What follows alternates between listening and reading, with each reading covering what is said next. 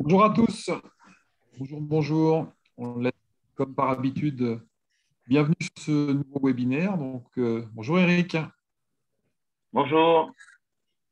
Yvan, je t'ai eu tout à l'heure au téléphone. On va attendre un petit peu comme par habitude. N'hésitez pas à déclencher vos caméras. C'est beaucoup plus sympa quand on voit les gens, surtout qu'il y aura certainement de l'interactivité avec Thierry qui nous fait l'honneur d'être présent pour la troisième fois, Thierry Doll, qui, je pense, aimera vous écouter aussi pour avoir des remontées de terrain. Donc, n'hésitez pas à couper pour l'instant vos micros, à déclencher vos caméras, qu'on voit un petit peu vos bouilles, et puis comme ça permettra aussi de discuter et d'avoir une autre dynamique. J'espère que vous allez tous bien. On attend, comme par habitude, encore 1 ou 2 minutes. Et puis, comme par habitude, on va essayer d'être ponctuel et démarrer à la bonne heure. Donc là, il est 11h02. Allez, on se laisse encore 1 minute et on y va. Les retardataires nous rejoindront. De toute façon, il y aura un enregistrement avec un replay qui apparaîtra d'ici une semaine, puisqu'il y a toujours un décalage. Ça fait plaisir. Je vois qu'il y a quand même pas mal de monde qui rentre. Certains sont peut-être en vacances, d'autres sont en train de travailler. Hop. Voilà, super. Donc là, ça commence à venir. On est déjà une quarantaine. Il y avait près de 80 inscrits. Il y a toujours des absents au dernier moment, mais je pense que des gens vont nous rejoindre. Voilà, très bien. Donc, il est 11h02. Je vous remercie pour votre présence. Je n'ai pas besoin, je pense, de présenter Thierry Doll. Je vais le laisser se présenter à son tour, puisque c'est déjà la troisième fois qu'il intervient. Et puis, je pense que c'est, pour l'industrie du fitness, un personnage qui est relativement important, qui va vraiment nous donner des informations sur le présent et ce qui est en train de se passer. Ça fait 6 mois qu'on n'avait pas eu Thierry. Donc, Thierry, je te remercie pour ta présence. Je te laisse la parole, je prends du recul, je t'observe, je vous écoute et j'espère qu'il y aura des échanges intéressants. N'hésitez pas, Thierry, la parole est à toi.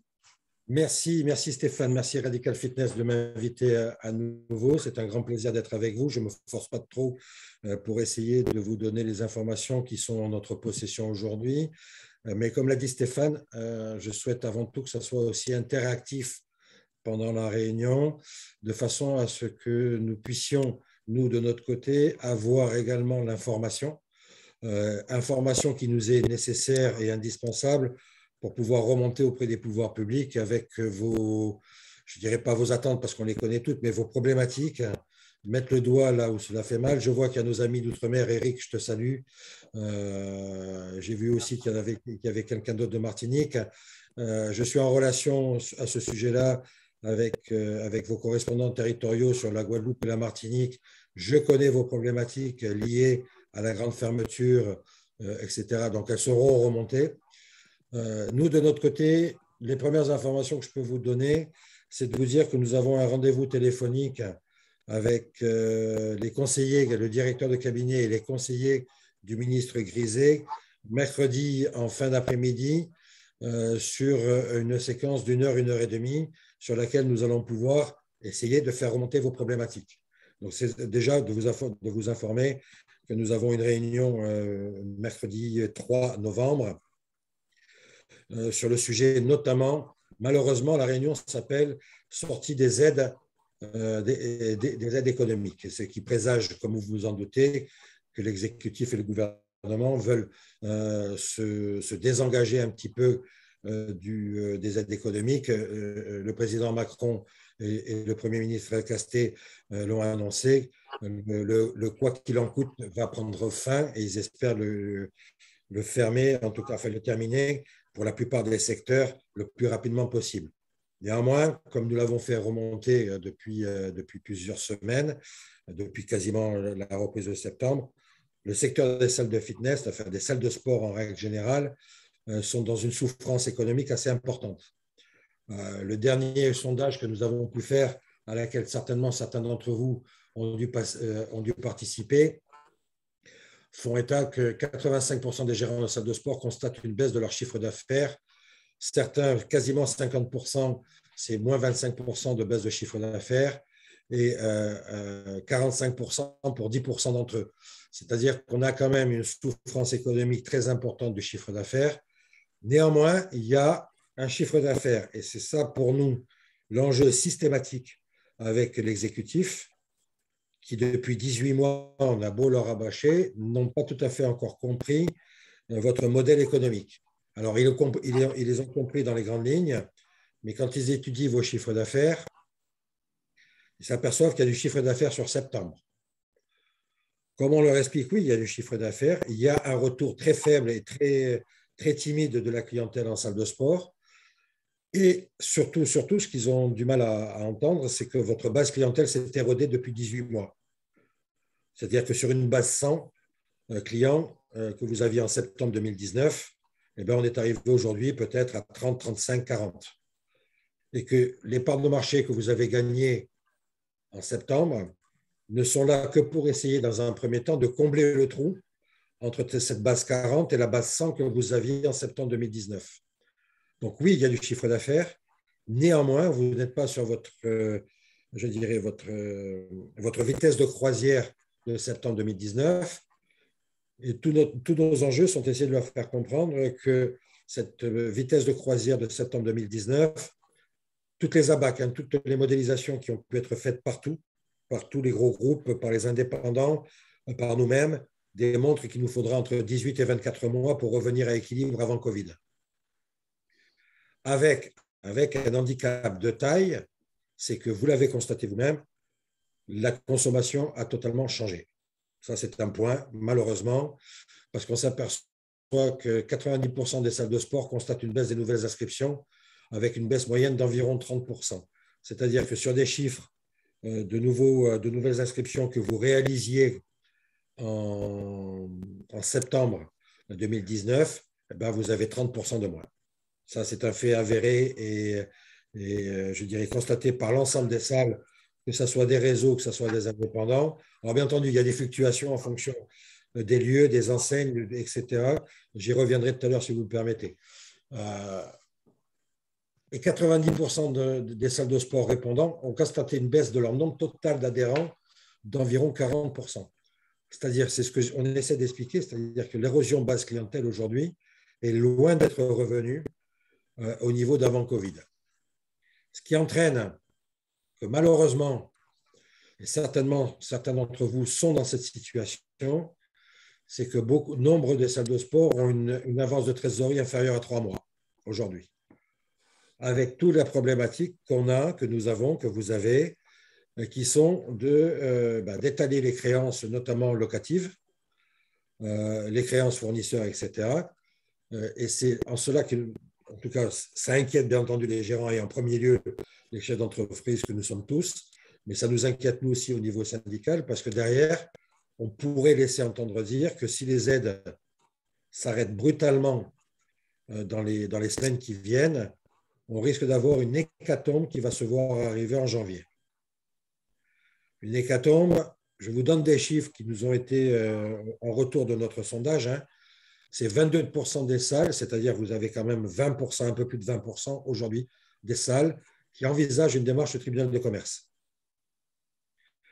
Ça, ce sont, je dirais, pour les gens qui sont les plus inquiets ou en tout cas les plus proches de leurs experts comptables ou de leurs commissaires aux comptes et qui veulent prendre des devants. C'est-à-dire qu'on a une salle sur 5 aujourd'hui qui est en train de se dire je risque de faire à minima un plan de sauvegarde dès la rentrée, enfin dès janvier. Si ça, à ce rythme-là, je risque d'y aller. Ensuite, il faut que nous discutions aussi sur la possibilité de rendre un petit peu plus aisé les aides au coût fixe et un petit peu plus accessible parce qu'aujourd'hui, vous savez tous que les fonds de solidarité s'est terminé le 30 septembre et que ça va être remplacé. On attend le décret d'application. Je précise à tout le monde, il n'y a rien n'est sorti pour l'instant malheureusement. Donc on attend les décrets d'application. Et que ce que nous avons dit, c'est qu'aujourd'hui, les aides au coût fixe, il faudrait avoir réalisé 15% du chiffre d'affaires. Ça, ce n'est pas le plus compliqué. Mais en même temps, avoir perdu 50% du chiffre d'affaires. C'est-à-dire que ce que nous avons peur aujourd'hui, c'est que la plupart d'entre vous, vous êtes au-delà des 50%. Donc, vous ne serez pas éligible au coût fixe. Et ça, pour nous, c'est un véritable enjeu, c'est de faire reculer cette valeur de 50%, parce que sinon, nous pensons que nous allons rentrer dans du dégât et du dépôt de bilan assez important. Et comme je vous l'ai dit, ça risque de se monter à une salle sur 5 à minima. Donc voilà un petit peu les informations qui ne sont pas réjouissantes, hein, je vous l'accorde. Loin d'être réjouissantes, et malheureusement, on n'en a pas d'autres, qui sont aujourd'hui sur le secteur. Donc, on essaye de faire comprendre à l'exécutif. Nous avons eu encore, il y a 15 jours de ça, deux de nos collègues, deux administrateurs du syndicat qui sont montés voir la conseillère économique du ministère des Sports de façon à relayer les messages. Comme je vous l'ai dit, la semaine prochaine, on a encore une réunion.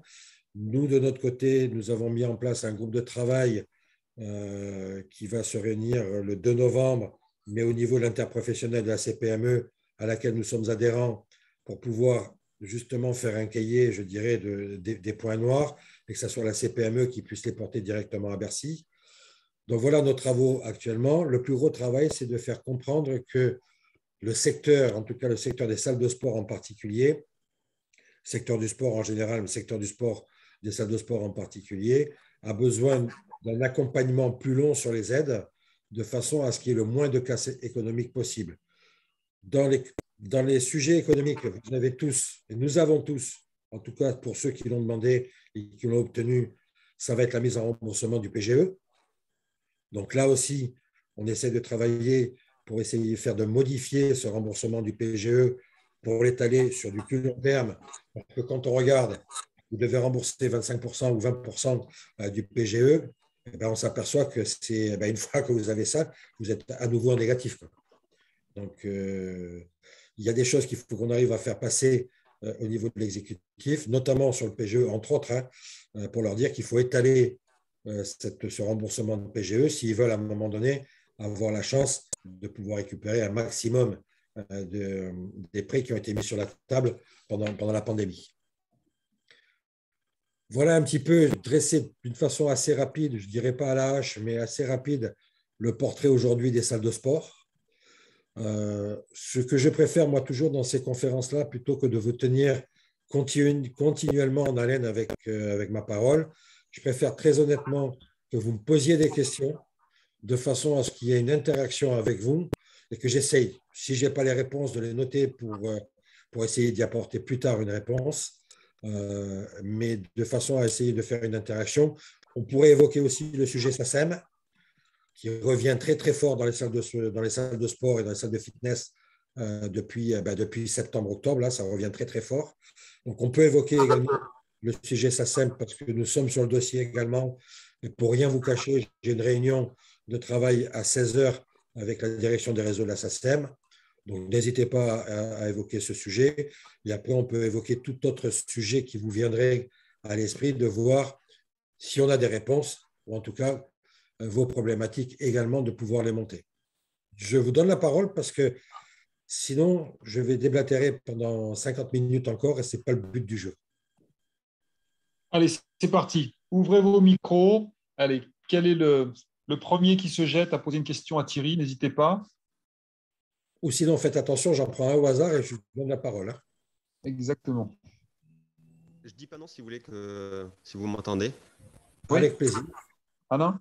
Donc bonjour, oui tout à fait, bonjour tout le monde. Donc en fait moi je vais plus parler pour ma paroisse comme on dit, par rapport au fonds de solidarité ou tout ce qui est aide on va dire qui va se terminer.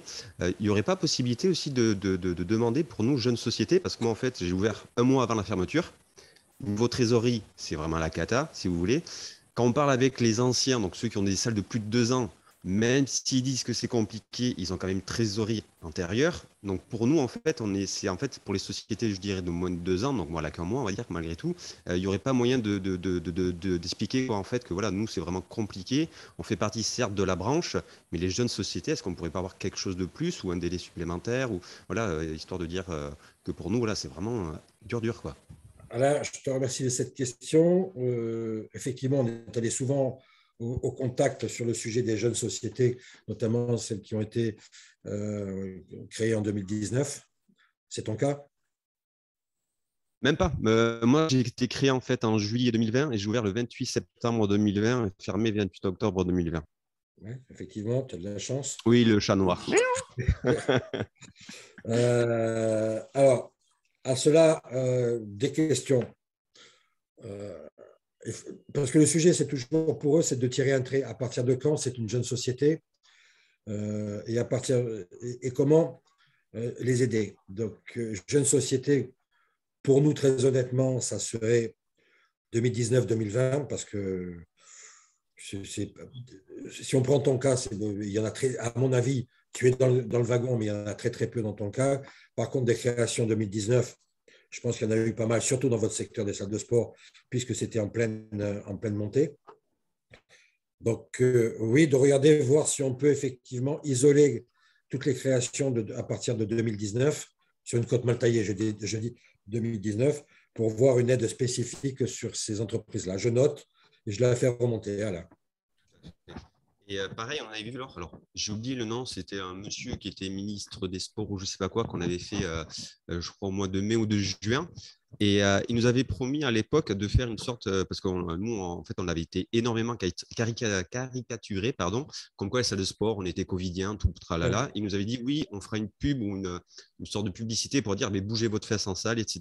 Et à ce jour, je n'ai pas vu de publicité. Hein. Alors, c'était le directeur de cabinet que nous avions invité, je crois, c'était avec nous que nous avions invité le directeur de cabinet, Éric Journeau, à venir débattre avec vous. La pub qui était prévue dans les tuyaux et qui a été mise en place, c'est celle que vous voyez, c'est Vivez et Bougez, sous l'égide du ministère des Sports, qui s'adresse à l'intégralité du secteur sportif. Donc, effectivement, une communication ciblée, je dirais, salle de sport n'existe pas au niveau du ministère. Ils ont globalisé l'intégralité des sports et donc vous vous retrouvez là-dedans. Malheureusement pour nous, c'est surtout, je dirais, à connotation sport fédéral. Voilà, c'est la partie, je dirais, communication sport marchand n'a pas tellement eu lieu, si ce n'est englobé dans cette communication grand public que Vivez, Bougez. Ah, je rappelle à ce sujet-là, je fais juste un petit clin d'œil, puisque vous saurez très bientôt normalement que nous y serons associés. Je vais faire valider ça en conseil d'administration. Mais vous avez quelqu'un qui met en place, le but du jeu, ce n'est pas de donner son nom aujourd'hui, mais quelqu'un qui met en place une opération porte ouverte le 21, 22, 23 janvier 2022, qui est spécifique aux salles de fitness. Je pense qu'il faut, à mon avis, intégrer cette dynamique-là pour essayer de faire corps et tout autour des salles de fitness sur c'est le troisième week-end du mois de janvier, après que la France entière fasse des journées portes ouvertes dans les salles de fitness. Ça serait, à mon avis, aussi la façon de faire de la com et d'essayer d'améliorer ça au fil du temps. C'est juste un petit clin d'œil au passage. Olivier. Une autre question. Janine, je vois que tu secouais la tête tout à l'heure par rapport à la SACEM. Tu as peut-être une question par rapport à ça? Oui, je me suis attelée à ce dossier hier. Je me doute. J'ai reçu les premières factures dans lesquelles j'ai constaté que j'allais payer x4 sur la première salle et la deuxième, je n'ai pas encore reçu. Donc, voilà.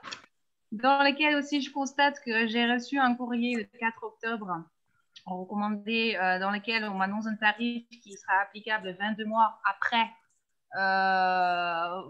Voilà, parce qu'on me parle d'un janvier 2020. Ouais, ok. Donc, j'ai fait un joli courrier hier à la SACEM dans lequel j'aurais expliqué que il n'était pas possible de m'envoyer une lettre 22 mois après pour me dire que le tarif allait changer en janvier 2020. Parce que je vois mal comment moi je dis à mes adhérents, par exemple, si je prends un autre exemple. Oui. Voilà. Oui, je comprends tout à fait. J'ai décidé d'augmenter les tarifs. Voilà. Donc voilà, donc c'est vrai que je ne sais pas, ils disent qu'ils ont signé avec un organisme professionnel, sans le nommer. Qui est l'organisme professionnel? C'est nous. Nous avons signé ça en 2019 pour 2020. On a fait la communication. C'était hors Covid. Quand le Covid a commencé à arriver, la pandémie, les salles de sport, j'ai pris tout de suite contact avec la SACEM pour leur demander un gel des prélèvements et un gel des cotisations. Néanmoins, je me suis aperçu depuis le mois de septembre, parce que vous avez été quelques-uns quand même à nous solliciter, qu'ils vous font des demandes, ils vous font des rappels de facturation, notamment sur la période, alors que je ne me perds pas dans les chiffres, 2020-2021, c'est-à-dire juin 2020 à juillet 2021, en ne prenant pas en compte les mois de fermeture. Et quand ils vous les prennent en compte, ils vous disent, mais on vous fera à ce moment-là un avoir. Nous, ça ne nous convient effectivement pas du tout, parce que vous n'avez pas de trésorerie, et qu'à partir de là, on ne peut pas décaisser de l'argent qu'on n'a pas en trésorerie, surtout quand on n'a pas travaillé, qu'on n'a pas eu d'encaissement. Donc cet après-midi, c'est un des points que je veux voir avec eux. L'autre point que nous voulons voir avec eux, on commence à vous appeler les appels de cotisation 2021-2022. Là aussi, on va essayer de négocier avec eux la chose suivante, c'est que vous ne pouvez pas décaisser un an avant à terme dû, alors même que nous ne savons pas où nous allons en termes de possible reconfinement, de possible fermeture. Même si tout le monde dit aujourd'hui que personne ne veut fermer, ça, j'espère qu'on n'arrivera pas à fermer, on ne peut pas aujourd'hui être certain que le secteur économique ne va pas se refermer par rapport à un confinement total. Regardez ce qui se passe aujourd'hui en Russie, même si les choses ne sont pas totalement identiques. Il suffit de voir ce qui se passe en Russie pour s'apercevoir que Moscou a tout refermé. Donc, on n'est pas à l'abri de ça. Et donc, ce qu'on va essayer de tracter ce soir, c'est notamment qu'on ne vous fasse pas des appels à terme dû sur une année. Vous n'avez aucune visibilité et surtout, vous n'avez pas de trésorerie. Et ce qu'on va essayer de leur faire comprendre aussi, c'est que s'ils veulent que les salles de sport jouent le jeu en déclarant les cotisations SACEM, il faut à un moment donné qu'il y ait un respect mutuel qui se fasse, ou sinon on risque d'aller sur un boycott qui sera, à un moment donné, comment vous dire, si la salle fait un boycott de cotisation SACEM, si elle passe à l'as, tant mieux pour elle. Si elle est rattrapée par la police, tant pis pour elle. Mais pendant ce temps-là, les encaissements risquent d'être quand même très diffus au niveau de la SACEM. Eux aussi ont souffert. Il faut savoir que c'est aussi une société économique qui rétribue les chanteurs et les compositeurs, éditeurs, chanteurs, compositeurs. Néanmoins, il faut que tout le monde joue le jeu. Donc, j'ai quelques pistes à leur proposer. On verra ça cet après-midi avec eux. D'accord, merci. Et on essaie de négocier, bien entendu, là-dessus, des remises protocolaires par rapport aux augmentations qu'ils ont annoncées. Alors, pour vous expliquer véritablement comment le sujet est arrivé sur la table de la SACEM avec nous. 2017-2018, j'ai entendu des bruits qui commençaient à dire que la SACEM voulait renégocier tous ses tarifs, notamment dans les salles de sport. On n'était pas encore en conventionnement avec eux. C'est-à-dire ils vous appliquaient les cotisations et il n'y avait pas d'organisation qui les avait contactés. J'ai pris contact avec eux et on a obtenu, sur le premier jet, nous avons obtenu, effectivement, ils voulaient augmenter d'une façon assez importante les cotisations SACEM, que nous avons eu la possibilité de négocier avec une augmentation dans le temps. C'est-à-dire que quand vous êtes à plus de 50% d'augmentation de tarifs SACEM, ils nous avaient assuré que ça se ferait sur une progression de 5 ans, de façon à ce que vos trésoreries puissent encaisser le choc et que vous soyez en prévisionnel sur ces 5 ans-là. Pour ceux qui étaient à moins de 50, on allait de 1 an à 5 ans d'étalement et avec une remise protocolaire de 20%. Sauf que j'ai l'impression qu'ils ont inclus également dans les 5 ans ou dans les 3 ans les 2 années de Covid où personne n'a travaillé. C'est ça. Donc, on va revenir là-dessus. Donc, voilà. Ce qu'il faut savoir, c'est que si on a conventionné avec eux au départ, c'est parce qu'on a eu vent d'une volonté de leur part unilatérale d'augmenter les tarifs d'une façon qui nous semblait… on a su comment ils voulaient travailler. Je peux vous dire, même à un moment donné, pendant la négociation, qui a duré, je crois, 6 mois, pendant la négociation au milieu du gué, on a quitté la table. Voilà. On a quitté la table en disant qu'on ne s'associerait pas parce que leur demande était extravagante et beaucoup trop importante. Donc, ils nous ont rappelé, on a refait les uns vers les autres Et on est arrivé avec cette augmentation qui est certes importante, mais qui était corrigée par un 20% d'abattement en tant que remise protocolaire si vous adhérez à l'organisation patronale représentative dans la branche du sport. Je le rappelle, je le dis au passage, parce que ça aussi, il faut que je vous en parle. Donc voilà pourquoi la SACEM, on est avec la SACEM, parce qu'on on a su à l'époque qu'ils voulaient augmenter. Ok, très bien, merci. Je vous en prie. Élodie, je vois Élodie. Élodie, une question, Élodie. Tant pis pour toi, je viens de te voir. Non, ou quelqu'un d'autre, bien entendu. D'autres questions? Élodie, Laurent, Michel, Rosine.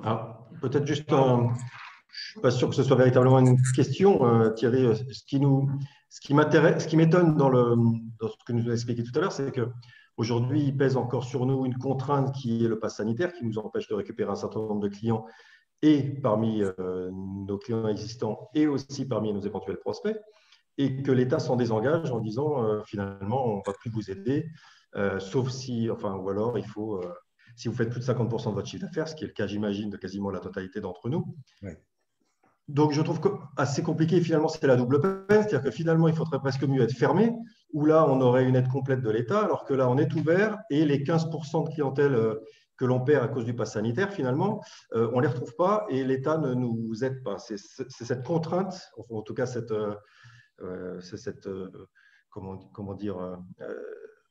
opposition qui me semble un peu étonnante. Mais Thierry, j'imagine qu'évidemment, tu as déjà soulevé ça et que ce sera certainement l'objet de la réunion de demain. Ça fera partie de la réunion que nous aurons avec eux le 3 novembre, comme j'ai dit. Maintenant, Laurent, tu me parles de 15%, c'est quelque chose que tu as su quantifier dans ta salle de perte de chiffre, de perte de clientèle par rapport au pass sanitaire? Non, en gros, il y a quoi? Il y a 15% de la population qui n'est pas encore vaccinée, donc c'est à peu près comme ça, mais je pense qu'elle est même plus importante dans la manière avec laquelle on perd les gens, parce qu'il y a aussi une image qui est véhiculée, on a une passe sanitaire qui est une contrainte. Aujourd'hui, les gens n'ont plus la possibilité de se faire rembourser les tests PCR, donc on a encore une clientèle qu'on perd depuis le 15 octobre. Donc finalement, je la quantifie au minimum à 15%, mais je pense qu'elle est même plus importante que ça. Mais je n'ai pas fait de statistiques précises pour savoir, évidemment. Malheureusement, chaque fois, on nous demande ça. Mais bon, ça, ce n'est pas le sujet. Le sujet sur le pass sanitaire, comme tu l'as dit, c'est 15% de la population française qui reste encore réfractaire au pass sanitaire, à la vaccination. Parce que le pass sanitaire à bandeau, c'était surtout la vaccination. Ils sont allés plus loin en rendant payants les tests, de façon justement à pousser les gens de plus en plus à la vaccination. Nous, ce qu'on nous oppose systématiquement quand on parle du pass sanitaire, et c'est pour ça que je vous dis, par moment, les négos sont quand même assez délicates, c'est que, oui, mais attention, si vous refusez le pass sanitaire, demain, c'est grâce au pass sanitaire que vous allez pouvoir rester ouvert. Je suis d'accord, Thierry. Justement, c'est ce que je disais tout à l'heure. Mais finalement, si une fermeture nous permet d'être aidé à 100% par l'État, ce n'est pas du tout ce que je souhaite, loin de là. Mais je souhaite juste souligner la contradiction dans le discours du gouvernement. Et évidemment, une entreprise qui fait 60% de son chiffre d'affaires, il va lui manquer 40%. Elle ne marche pas à 40%, donc elle sera morte dans 6 mois. C'est une logique implacable. C'est ce qu'on leur explique systématiquement. Par rapport au chiffre que tu viens de donner, là, de chiffre d'affaires, et puis quand tu ne marches pas à 40, etc. Je reviens sur le pass sanitaire. Malheureusement pour eux, malheureusement pour nous, pardon, c'est que c'est pour eux aussi la possibilité de ne plus fermer le secteur. Donc, ils s'appuient là-dessus en disant, oui, mais grâce à ça, vous ne restez plus fermés. Mais surtout, ce qu'ils oublient de dire, c'est que avec la non-fermeture, ils ne vous prennent plus à 100% en aide. Donc voilà, c'est pour eux aussi la possibilité, c'est un des éléments, c'est un des critères, je dirais, de l'arrêt du quoi qu'il en coûte, le pass sanitaire. Maintenant, on va essayer, effectivement, on revient avec cette perte de chiffre d'affaires liée au pass sanitaire, parce que on sait qu'il y a de la perte en ligne. De toute façon, 15%, on n'est pas mieux. Et encore dans le sport, ce qu'on a dit, c'est que justement, vous avez des gens qui ne veulent pas aller se faire vacciner parce qu'ils sont en bonne santé grâce à leur activité physique. Donc, on a certainement un petit peu plus de réfractaires à la vaccination dans les gens qui font du sport, je dirais, d'une façon quotidienne, que dans le reste de la population. Donc, c'est un élément qu'on remet encore sur la table par rapport à ça, et notamment à cette perte de clientèle, donc cette perte de chiffre d'affaires. On va voir ce qu'on nous répondra, mais là-dessus, je suis assez, comment dire, je suis pas sceptique, mais je suis un petit peu sous la réserve. Merci Thierry. Je t'en prie, Gérard. Merci Thierry. Merci Laurent. Laurent. Une autre question? Michel Thomas? Je dis pas non. Allez, on ouvre. Concernant le fameux PGE. Alors, ah pardon, il y a quelqu'un d'autre? Alain, comme tu as échangé tout à l'heure, on va laisser la parole à Michel et puis tu poseras la question. Désolé, merci quand même. Vas-y Michel. Oui, bonjour. Nous avons une petite salle de sport. Bon, je partage exactement les chiffres qui ont été donnés par Thierry Doll tout à l'heure, en disant qu'il faudra 18 mois pour retrouver le niveau d'avant. Il m'apparaît difficile de se battre pour demander la suppression de l'obligation du pass sanitaire dans nos salles. Mais il y a un point qu'il faut absolument négocier, c'est le fameux 50% de perte de chiffre d'affaires pour bénéficier des coûts fixes. Nous, il faudrait ramener à 10% ce chiffre-là parce qu'on marge peut-être dans ces niveaux-là pour la plupart des salles. Si on perd 10% de chiffre d'affaires, ça mange notre marge et on passe un peu en déficit. Mais si on en perd davantage, on ne tiendra pas le coup longtemps. D'accord. Ouais. Une question, je me permets de retourner ta question à Michel. Si demain, on obtient ces 10% du CA pour être éligible au coût fixe, on est bien d'accord que la partie qui sera aidée en coût fixe sera le différentiel entre le chiffre d'affaires et les coûts fixes. Je m'explique, si vous avez 10 de coûts fixes et que vous n'avez que 9 de chiffre d'affaires, l'aide au coût fixe ne sera que de 1. Oui, et même de 90% de 1, si j'ai bien compris. D'accord. Oui, okay. mais ça nous sauve, quoi. Donc, c'est ça qui est important. Ça établit le point mort. Voilà, c'est ça. Ce qu'il nous faut, c'est d'arriver sur le point mort. Oui. D'accord, OK. Michel, tu viens de me dire 10% du CH, je t'avoue honnêtement que bon. Voilà. Non, mais je sais que la barre est haute et que la négociation est difficile. Mais est-ce que tout le monde partagerait ce chiffre? Alors, vous allez tous me répondre oui, mais essayez de me répondre d'une façon, je dirais, la plus, comment dire, en prenant en compte les aspects des deux parties, c'est-à-dire l'État et puis vous. N'hésitez pas à répondre dans la messagerie si vous ne voulez pas prendre la parole. Si vous êtes d'accord avec le chiffre annoncé par Thierry. Thierry, moi, pour ma part, en tout cas, à 20%, ça peut le faire aussi. Hein. Voilà, voilà. 10, sûr, c'est bien, mais je ne pense pas qu'ils vont le faire. donc, voilà, 20, ça peut le faire aussi, pour ma part. Ça marche. Alors, ça me laisse une marge de manœuvre quand même, parce que… très bien. Alain, tu veux reposer ta question? Alain Duez? Oui, tout à fait. Ouais. Donc, concernant le fameux PGE, tout à l'heure, vous avez parlé qu'il allait revoir une négociation par rapport au décalage de ce paiement-là. Quoi? Vous avez demandé. Je dis que nous allons essayer de négocier un redécalage du PGE.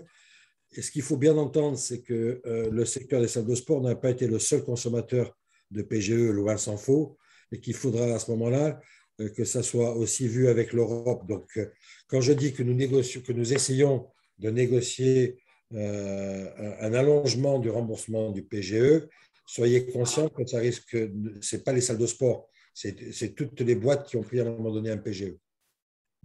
Parce que du coup, en fait, moi, pour mon cas, j'ai reçu le courrier me demandant 30 novembre justement de savoir comment, si je le rembourse en intégralité ou autre, pour savoir si je donne une réponse pour dire l'étalement pour la deuxième année sur 5 ans. S'il y a une modification, est-ce que ça sera pris en compte ou pas?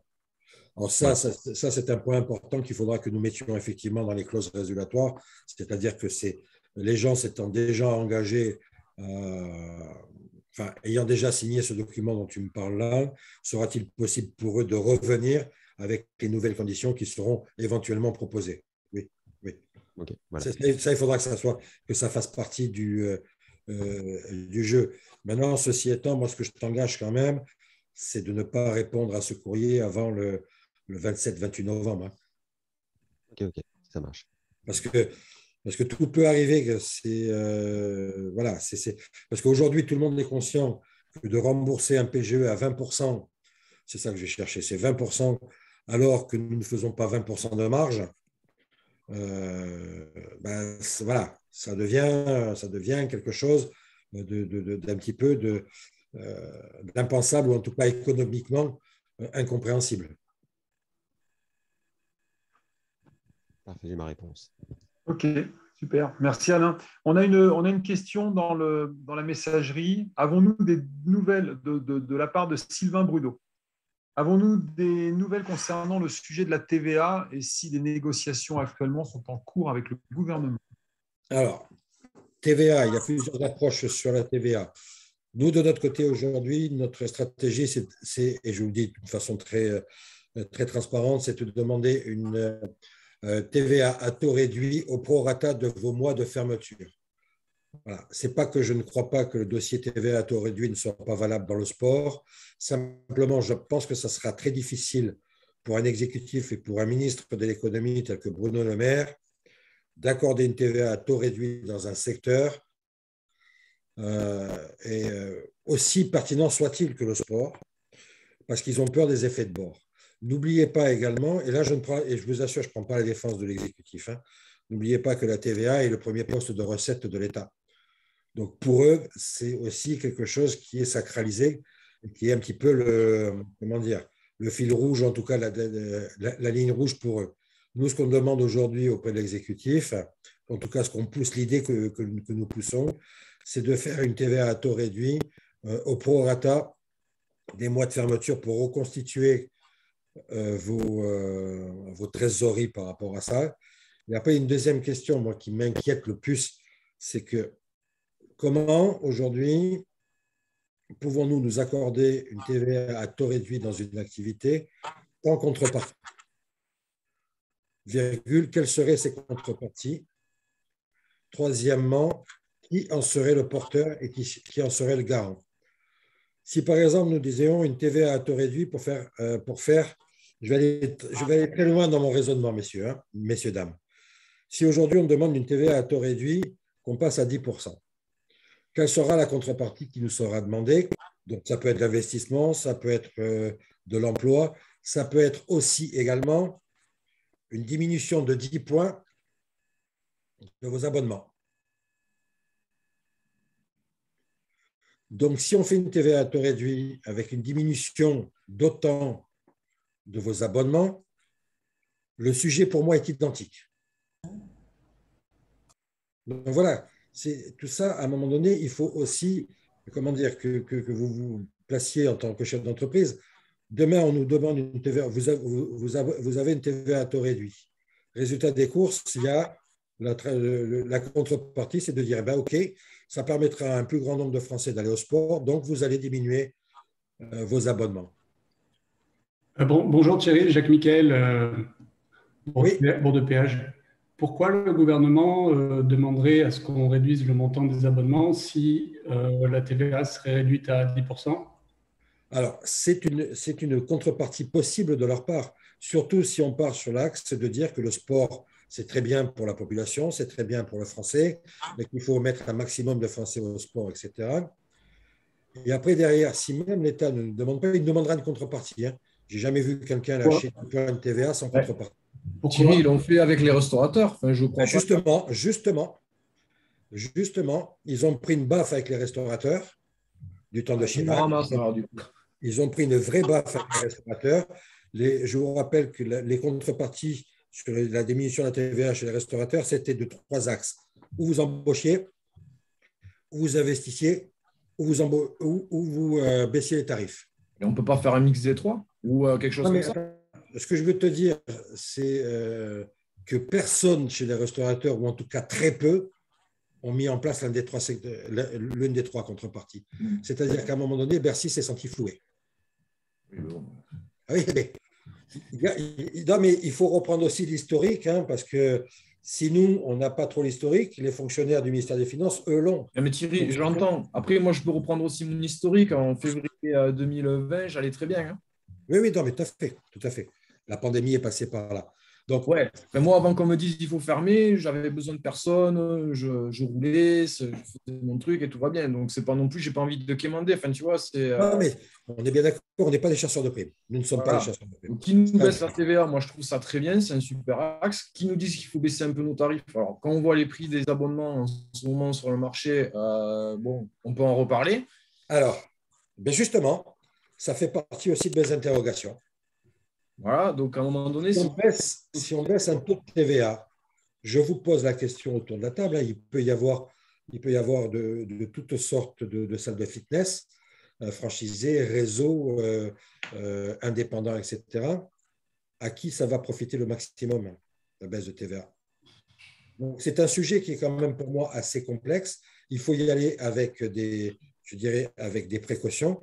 Et c'est pour ça qu'un de mes axes aujourd'hui stratégiques, c'est déjà de le demander, une baisse de TVA sans contrepartie au prorata des mois de fermeture. C'est déjà de voir comment que le secteur va se comporter sur cette partie-là. Ce qui est surprenant, Thierry, c'est que les associations sportives qui proposent aussi un service de sport à leurs adhérents ne sont pas soumis à la TVA. Donc, on est sur un secteur qui a une distorsion entre le marchand et l'associatif.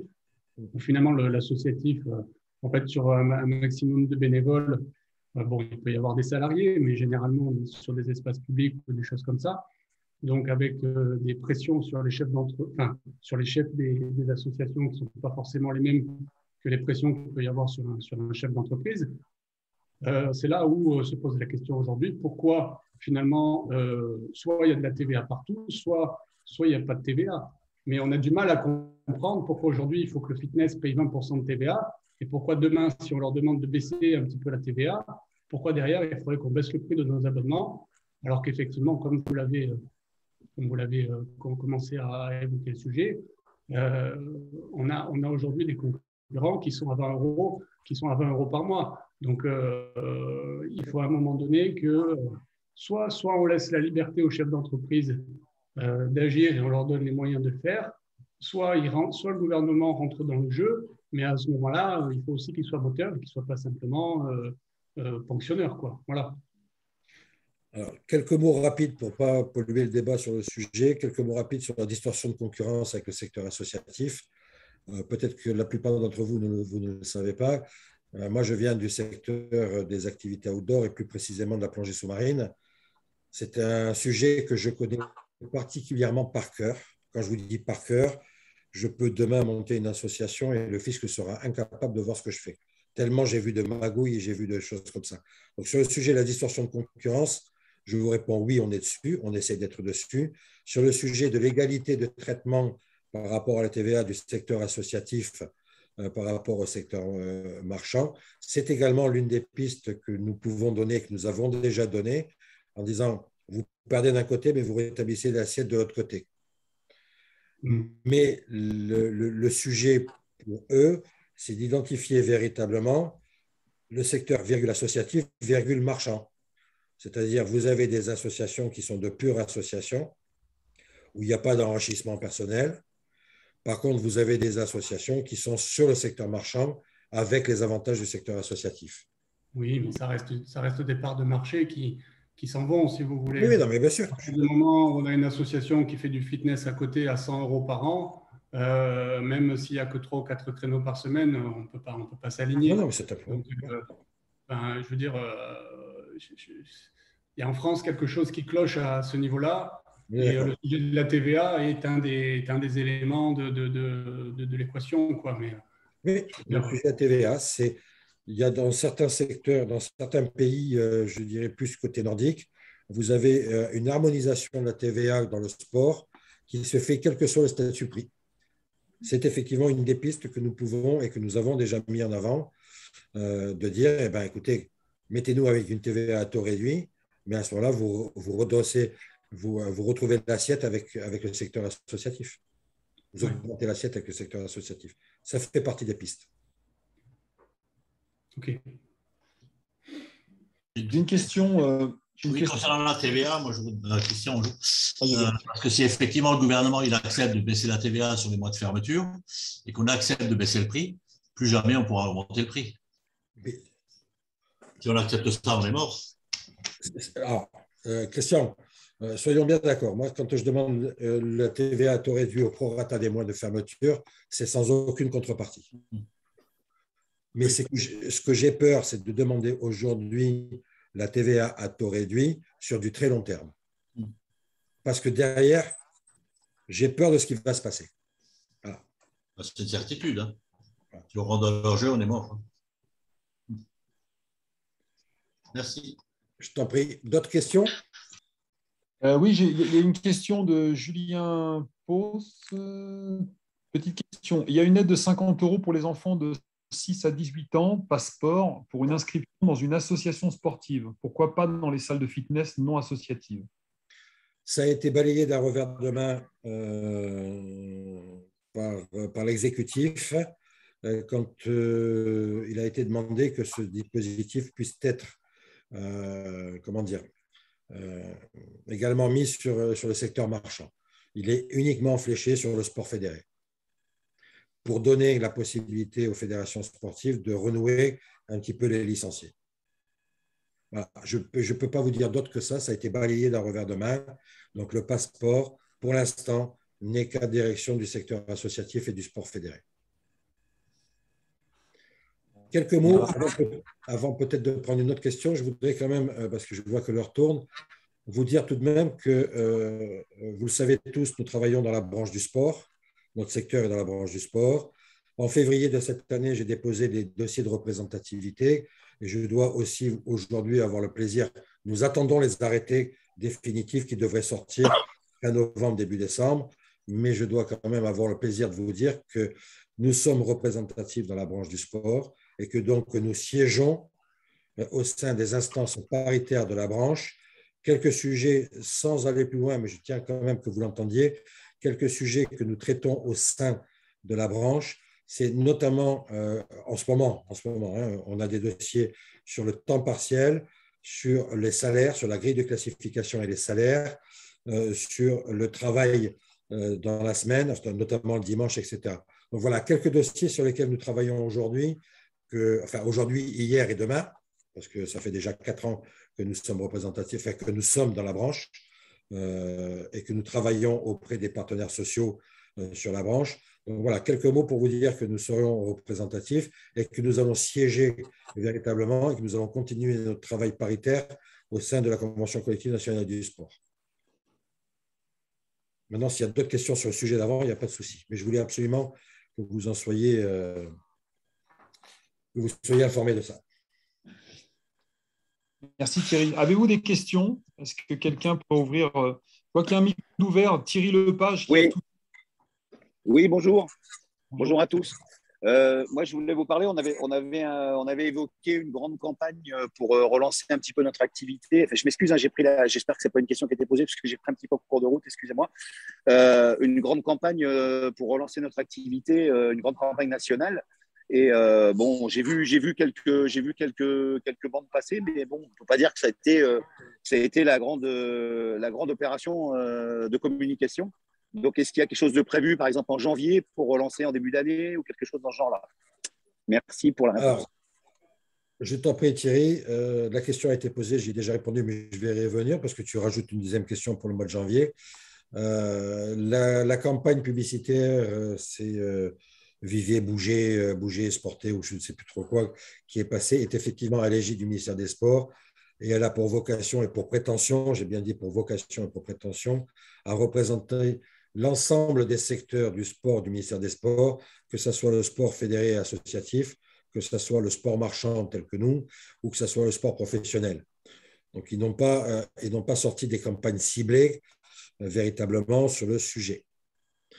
Pour le mois de janvier, nous allons voir, mais j'ai également évoqué la possibilité de cette opération qui est menée par quelqu'un qui veut faire une grande journée, enfin 3 jours de portes ouvertes sur le secteur des salles de sport et fitness en particulier, le 21, 22 et 23 janvier.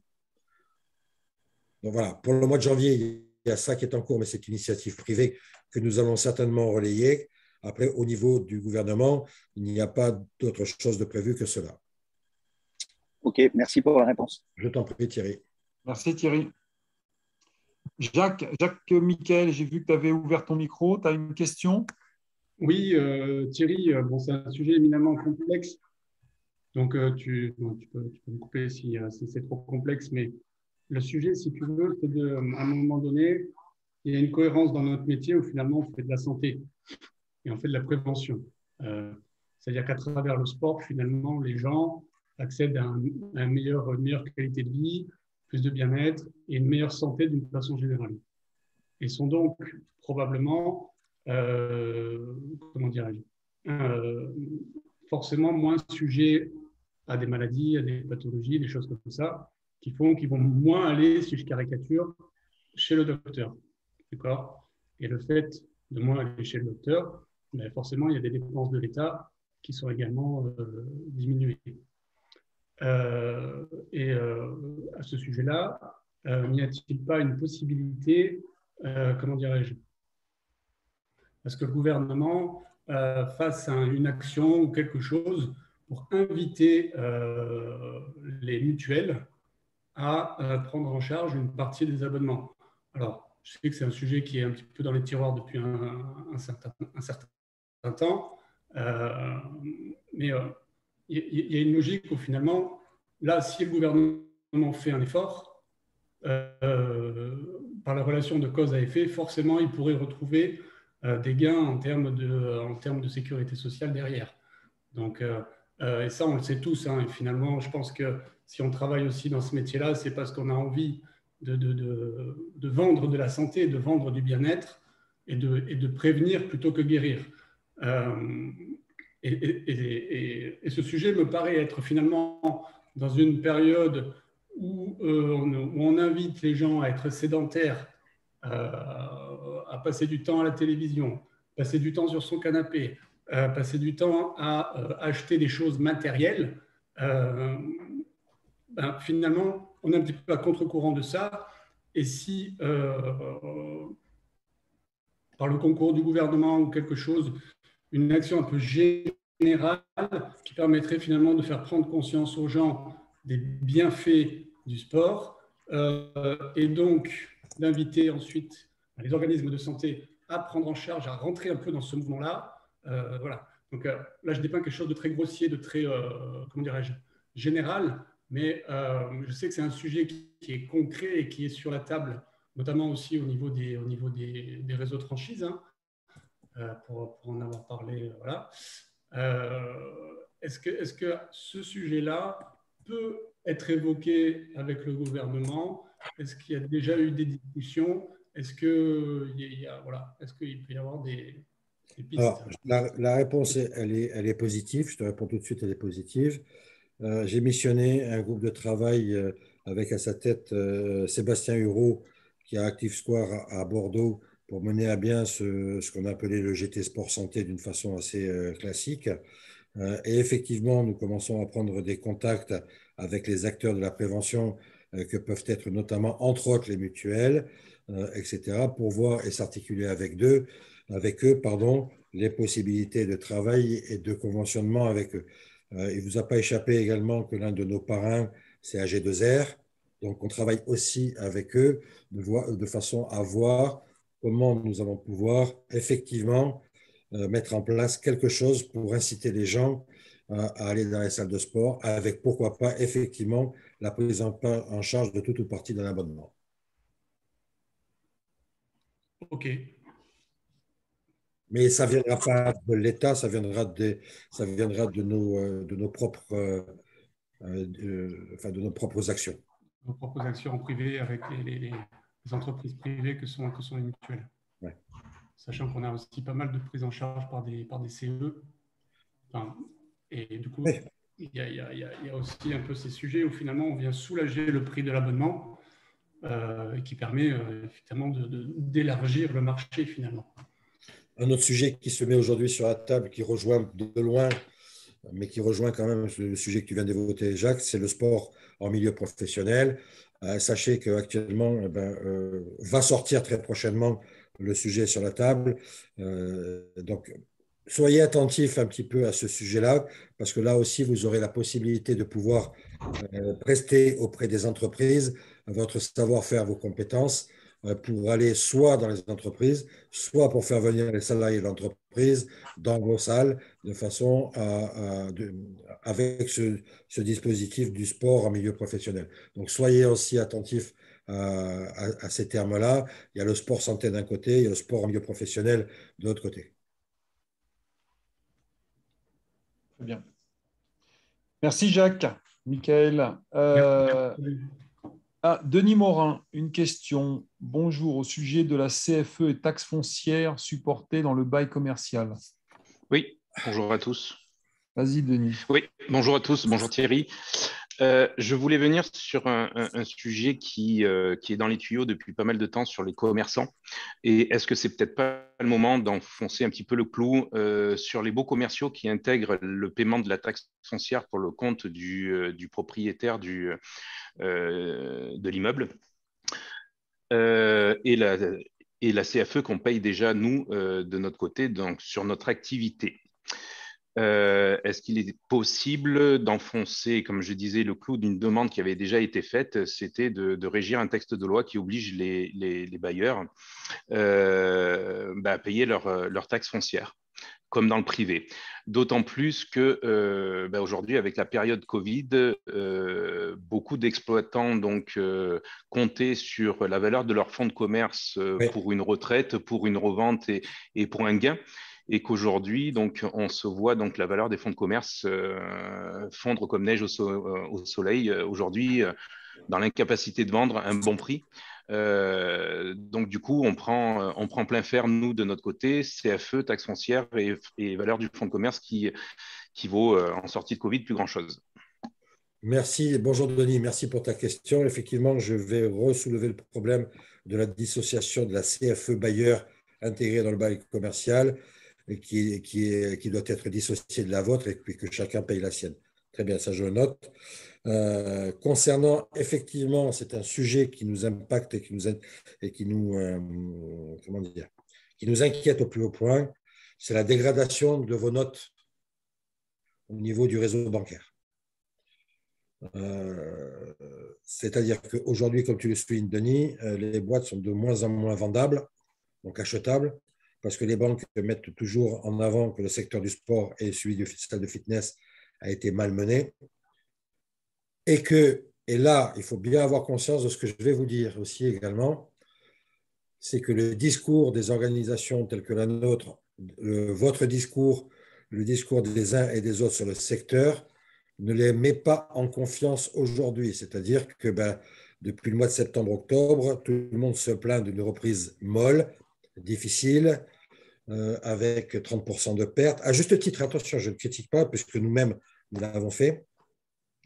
Mais ça, derrière, le secteur bancaire en a connaissance et ils se disent, comment voulez-vous que nous affections des fonds sur un prêt d'achat d'une salle ou la mise en place d'une salle de sport, alors même que le secteur dit lui-même qu'il est mal en point.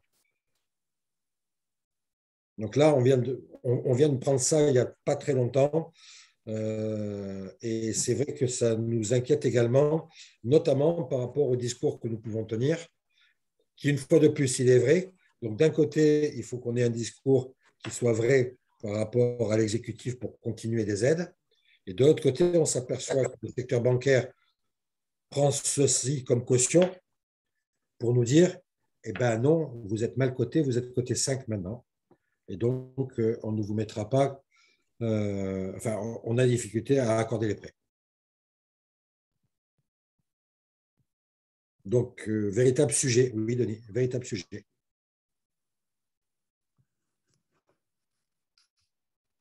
Très bien. Merci Thierry pour la réponse. Je t'en prie, Denis, je ne sais pas si j'ai répondu exactement. Non, mais ça fait partie effectivement. Quoi, non. Ça soulève un problème effectivement des banques qui ne suivent plus. Ouais.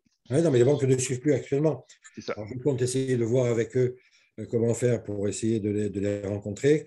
Mais c'est un vrai sujet qui m'inquiète. Aujourd'hui, il n'y a plus on s'aperçoit aujourd'hui que les banques sont très frileuses à investir sur le marché, que ce soit en ouverture. Donc, quelqu'un qui veut ouvrir une salle de sport va trouver une banque très difficilement, mais également pour le rachat, la revente, l'achat-revente. Merci Thierry. Je t'en prie, Denis. Merci Denis pour ton intervention et ta question. Écoutez, on arrive au terme de ce webinaire, il est 12h01. On peut autoriser encore une dernière question, sinon on va clôturer tout simplement. Allez, je vous laisse encore 5 secondes. Est-ce que quelqu'un aurait une toute dernière question avant de… Ah, Christophe? Oui. Allez, bonjour à tous. Bonjour Christophe. Donc moi, je suis de la Martinique. Nous, ici en Martinique, nous avons une particularité, c'est que nous avons les 65% de la population qui est non vaccinée. Ouais. Voilà. Donc, vous imaginez que les problèmes que vous avez avec le 15% de fréquentation en moins, nous, c'est 65% minimum. Nous avons pu reprendre à partir du 22 septembre avec couvre-feu à 19h et passe sanitaire.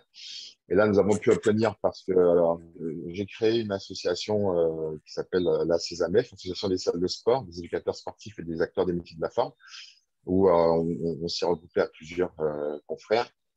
Et je me suis rapproché des ligues associatives, football, tennis, etc., pour faire une demande de dérogation à monsieur le préfet pour qu'on puisse aller au moins jusqu'à 21h, ce qui a finalement été accepté depuis lundi 25. Donc, ça nous permet de travailler un petit peu plus puisque voilà, les gens sortant du travail vers 5h, 5h30, voire 6h, peuvent quand même aller faire leur pratique, mais nous sommes toujours soumis à un problème de passe sanitaire. Est-ce que vous, lorsque vous avez vos réunions ministérielles, là, vous pouvez parler du cas, vous parlez du cas des Outre-mer également, est-ce qu'ils y sont sensibles? Alors, je vais te répondre, oui, on en parle. J'ai été l'un des tout premiers à en parler quand vous avez pris de plein fouet les fermetures Martinique et Guadeloupe l'un derrière l'autre, avec un confinement très, très dur, juillet-août, en pleine saison estivale. Parce que, comme tu le sais, on a aussi d'autres activités, notamment les activités outdoor. Donc, on en a parlé. Normalement, on nous avait assuré de la mise en place des aides au coût fixe, mais a priori, j'ai notre correspondant territorial là-bas qui m'a informé qu'il fallait que je revienne sur le tapis. Oui, on en parle et oui, je fais une incise sur l'outre-mer, surtout avec ce que vous avez vécu, en plus de nous, à partir du mois de juillet, je crois. C'est la Martinique qui avait été les premiers impactés et ensuite ça a été la Guadeloupe qui a été aussi également fermée. Donc oui, j'en parle parce que je sais que la situation pour vous là-bas est encore plus délicate et beaucoup plus complexe que celle de métropole, sans dénaturer la complexité de celle de métropole. Mais vous avez pris de plein fouet Martinique, Guadeloupe, des fermetures avec des confinements durs en juillet-août. Oui, j'en parle. Oui. Clairement. OK. Très bien. Okay. Merci. C'était juste pour déjà d'une part, puis qu'on ne dit pas que chez nous, c'est encore très, très, très compliqué et on a des confrères qui vont fermer, hein, clairement. Je sais que je suis au courant, je suis à peu près, j'essaie de suivre au plus près.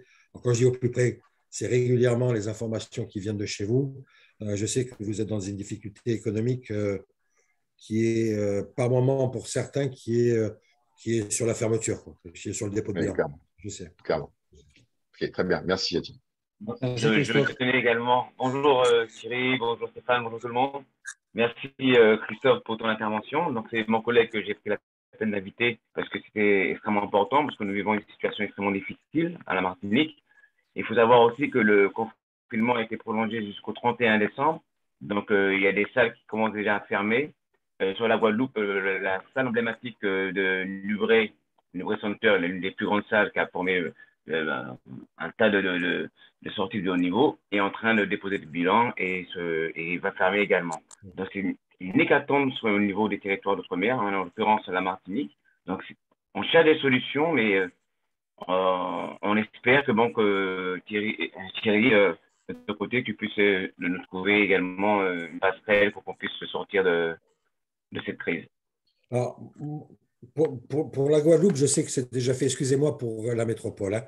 Pour la Guadeloupe, je sais que c'est déjà fait parce que notre correspondant territorial est allé voir avec la CPME. Donc, du coup, il y a un bras armé un petit peu plus fort auprès de la préfecture. Pour la Martinique, moi, je vous engage à vous rapprocher de la CPME locale qui a quand même un petit peu plus de poids. Et Christophe, tu m'en voudras pas de te le dire, qu'une association qui réunit les acteurs du fitness. Allez voir le monde économique, essayez de vous rapprocher de la CPME Martinique. Au besoin, Eric et Christophe, vous me demandez, et puis je vous donnerai les contacts de notre correspondant territorial et en Martinique et en Guadeloupe, parce que je pense que vous êtes dépendants les uns des autres là-bas. Pour moi, c'est un tout. Martinique et Guadeloupe, c'est un tout. Même si vous êtes différents, je le sais, n'allons pas faire ici la petite guéguerre entre la Martinique et la Guadeloupe. Mais néanmoins, je pense qu'il est important de vous rapprocher du monde économique rapidement, de façon à justement pouvoir, je dirais, contacter facilement et d'une façon beaucoup plus précise les pouvoirs publics locaux. Ok, merci. Très bien. Merci. Stéphane, si tu me permets 2 petits mots avant de fermer. Pardon, excusez-moi, j'avais coupé mon micro. 2 petits mots, je voudrais déjà vous remercier d'avoir été présent à ce nouveau webinaire de Radical Fitness, que je remercie de m'avoir encore une nouvelle fois invité. Moi, le message, il est très simple aussi, que je voudrais vous passer à tous. Je suis aussi un petit peu demandeur de vos adhésions. Aujourd'hui, le secteur du fitness, des salles de sport, si on n'est pas tous, je dirais, fédérés à un moment donné, on explosera notre organisation patronale comme vos salles, comme tout le monde a un modèle économique qui lui appartient. On a besoin des cotisations pour la valeur de la cotisation, ça c'est une chose. Mais on a également besoin de vos adhérents pour faire nombre. Il y a 6000 salles de sport. Fin de l'année dernière, on est arrivé à 1007. On est à 1002, 1003 aujourd'hui. Si on n'est pas plus demain, ça ne servira à rien de continuer à se battre. Il faut que nous soyons fédérés, véritablement fédérés et unis, si on veut à un moment donné éviter de se retrouver encore un petit peu derrière. Voilà, moi c'est le petit message que je voudrais passer. Les administrateurs et moi-même, nous donnons énormément de notre temps, mais derrière, il faut que vous pensiez aussi que l'importance d'une cotisation, d'une adhésion, au-delà du montant, qui, je le rappelle, est somme toute très modique, puisque l'adhésion au syndicat, c'est 150 € par salle comment ça s'appelle, de profit. Donc, c'est modique, mais derrière, on fait du gros travail. Voilà, c'était le petit message de mon côté. J'en ai fini, Stéphane. Merci Thierry pour ton intervention. Merci à tous de votre présence. Je pense que c'était vraiment intéressant que Thierry intervienne après de 5 mois d'absence chez Radical Fitness. Je vous souhaite à tous un bon week-end. Vendredi prochain, il n'y aura pas de webinaire. On fait l'impasse, ça permet de souffler un petit peu. Et puis, on se retrouve très prochainement. Thierry, je te rappelle juste dans la foulée, merci encore pour ton intervention. Merci à tous pour votre présence. Merci au Dom-Tom. On pense à vous très fort. Et puis, bon week-end à tous. Merci à vous toutes et à vous tous. Au revoir.